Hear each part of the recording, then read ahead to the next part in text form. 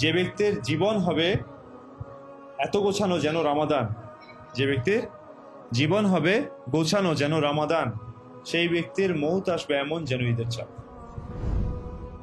যারা রেডি থাকে মৌতের জন্য, মালাকুল মৌত আসলে তারা খুশি হয়ে যায়, আমাকে তো আল্লাহর কাছে নিয়ে যাওয়ার জন্য এখন মালাকুল মৌত আসছে, তার জন্য এটা সুসংবাদের সময়।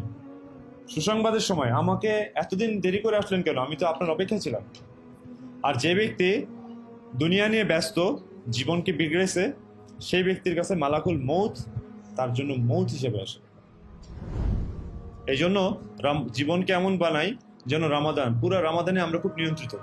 আমাদের ঘুমের টাইম নিয়ন্ত্রিত, আমাদের খাওয়ার টাইম নিয়ন্ত্রিত, আমাদের ইবাদতের টাইম নিয়ন্ত্রিত, আমাদের কি খাবো কখন খাবো সব নিয়ন্ত্রিত, আমরা কথা বলা, আমাদের সব কিছু নিয়ন্ত্রিত।